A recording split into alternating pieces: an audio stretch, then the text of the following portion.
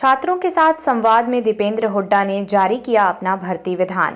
सांसद दीपेंद्र हुड्डा ने कहा कि कांग्रेस सरकार बनने पर दी जाएंगी पक्की नौकरियां।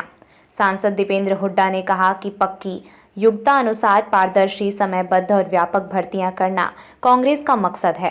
प्रदेश के अलग अलग विभागों में खाली पड़े सभी 2 लाख पदों को पक्की भर्ती के साथ भरा जाएगा। भर्तियों में हुई किसी भी तरह की अनियमितता के लिए सिर्फ बाहरी एजेंसियों को नहीं, बल्कि सीधे तौर पर एचएसएससी, एचपीएससी में बैठे अधिकारियों, सदस्यों और चेयरमैन को भी जिम्मेदार माना जाएगा। टाइम बाउंड भर्तियां करवाने के लिए हर भर्ती के लिए अलग ओएसडी की नियुक्ति होगी। किसी भी भर्ती की परीक्षा या रिजल्ट एक भी दिन लेट होने पर सीधे ओएसडी की छुट्टी होगी। हर एक भर्ती के फॉर्म के साथ उसका पूरा कैलेंडर भी जारी होगा। एचएसएससी, एचपीएससी के साथ साथ कैलेंडर की पालना करने की जिम्मेदारी ओएसडी की भी होगी। किसी भी तरह की गड़बड़ी को रोकने को लेकर भर्तियों के लिए अलग कमेटी बनेगी। भर्ती संबंधी शिकायतों के लिए कमेटी की फोन लाइन 24 घंटे 7 दिन खुली रहेगी। ग्रुप सी और डी में भविष्य में भी कोई इंटरव्यू नहीं होगा। ग्रुप 1-2 के इंटरव्यू में पूर्ण पारदर्शिता लाने के लिए कदम उठाए जाएंगे, ताकि इंटरव्यू में किसी तरह के पक्षपात या गड़बड़ की संभावना ना रहे। किसी अन्य भर्ती पेपर से प्रश्न कॉपी करने को भी पेपर लीक की श्रेणी में गिना जाएगा और इस पर भी पेपर लीक जैसी कानूनी कार्यवाही होगी। किसी भी भर्ती का पेपर लीक होने पर एजेंसी के साथ साथ सेक्रेटरी से लेकर पूरे कमीशन की जांच होगी। दूसरी बार पेपर लीक या भर्ती में गड़बड़ी होने की सूरत में पूरे भर्ती कमीशन को बर्खास्त करके पुनर्गठित किया जाएगा। मेरा सवाल एमपी जी से है। सर, मैं ये पूछना चाहता हूँ कि जो सबसे ज्यादा भर्तियां निकाली जाती है सी या डी ग्रुप की होती है, जो आजकल खाली पड़ी है।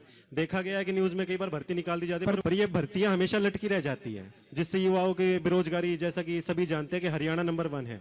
तो मैं पूछना चाहता हूँ कि जैसे ही आपकी सरकार आएगी, आपकी सरकार का इसके बारे में क्या विचार है कि सी और डी ग्रुप की जो भर्तियां सिर्फ एक, जैसे कहते हैं कि लॉलीपॉप के तरीके से दिखा दिया जाता है, युवा तैयारी करते हैं परंतु उनकी भर्ती पूरी नहीं हो पाती है। तो इसके बारे में आपके क्या विचार? ये बहुत ही अच्छा सवाल आपने पूछा कि हम भर्तियों को लेकर क्या करेंगे हरियाणा में। वैसे तो विधिवत तरीके से हम अपने घोषणा पत्र में, जो प्रदेश सरकार का घोषणा पत्र है, हम अपना भर्ती विधान, कांग्रेस की जब सरकार आएगी तो उसका भर्ती विधान की हम विधिवत घोषणा करेंगे। लेकिन आज मैं पहली बार प्रेस के साथियों के लिए भी, जो कांग्रेस की सरकार हरियाणा में जब बनेगी तो हमारा भर्ती विधान की क्या मुख्य केंद्र बिंदु रहेंगे, आपके सामने उनको रखना चाहता हूँ। मुख्य हमारा उद्देश्य है कि पक्की भर्ती हो, पारदर्शी भर्ती हो, समयबद्ध भर्ती हो और व्यापक भर्ती हो, जिसमें पहला कि हरियाणा में जो पद समाप्त किए गए हैं, खाली पड़े हैं 2 से 2.5 लाख पद, तुरंत उनकी भर्ती, पक्की भर्ती निकाली जाएगी। दूसरा, टाइम बाउंड भर्तियों के लिए हर भर्ती के लिए एक अलग ओएसडी की नियुक्ति होगी और किसी भी भर्ती की परीक्षा या रिजल्ट एक दिन भी लेट अगर होगा तो उस ओएसडी की छुट्टी होगी। तो ये हम स्पष्ट रूप से करेंगे। तीसरा, भर्तियों में अगर किसी एक भी भर्ती में कोई अनियमितता हुई तो उसके लिए कोई बाहरी एजेंसी को जिम्मेदार मानकर पल्ला झाड़ने वाला काम नहीं होगा। एचपीएससी और एसएससी में बैठे अधिकारी, सदस्य और चेयरमैन को सीधे तौर पे जिम्मेदार माना जाएगा अगर एक भी भर्ती में एक भी अनियमितता की जाती है। हर एक भर्ती के फॉर्म के साथ पूरा कैलेंडर भी जारी किया जाएगा।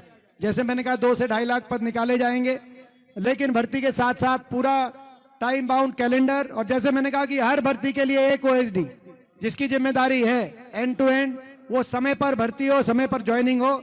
एक दिन भी लेट होगी तो उस पर कार्रवाई की जाएगी और कैलेंडर साथ में जारी किए जाएगा। और किसी भी तरह की गड़बड़ी रोकने के लिए एक अलग से कमेटी बनाई जाएगी, जिस कमेटी में के माध्यम से भर्ती संबंधित शिकायतों के लिए टेलीफोन नंबर 24 घंटे वो टेलीफोन नंबर उपलब्ध रहेगा। सभी नौजवानों को कभी भी वो टेलीफोन पे अपनी सारी बात बता सकते हैं ताकि उनका निदान किया जाए।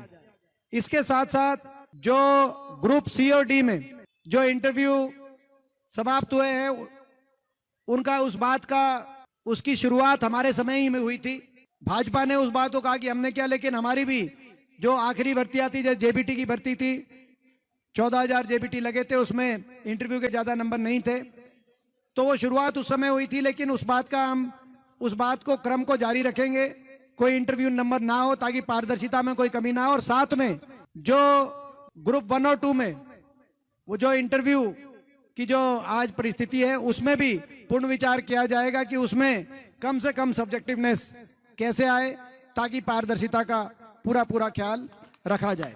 और किसी अन्य भर्ती से अगर किसी अन्य भर्ती के प्रश्न अगर दूसरी भर्ती के एग्जामिनेशन में रिपीट किए जाते हैं तो उसको भी पेपर लीक की श्रेणी में माना जाएगा। ये भी हमारा जो एक पॉइंट है। इसी रूप से किसी भी भर्ती का पेपर लीक होने पर एजेंसी के साथ साथ सेक्रेटरी से लेकर पूरे कमीशन की जो है जिम्मेदारी भी होगी और जांच भी होगी, ये भी हम साथ साथ कहना चाहते हैं। और दोबारा पेपर लीक या भर्ती गड़बड़ी होने सूरत पे पूरे भर्ती कमीशन को बर्खास्त करके पुनर्गठित करने का काम हमारी सरकार करेगी। तो आप कहने का मतलब कि पूरे देश के अंदर इस प्रकार का हम भर्ती विधान बनाना चाहते हैं जो पूरे देश में पारदर्शिता के लिए हमारी भर्ती हरियाणा की मानी जाए, समयबद्ध भर्तियों के लिए। क्योंकि चक्कर कटाकर 5 साल तक ये जो सीटी वाली बात 5 साल तक घुमा कर और उसके बाद जो है बेरोजगारी, क्योंकि 5 साल तक नौजवान इंतजार नहीं कर सकता।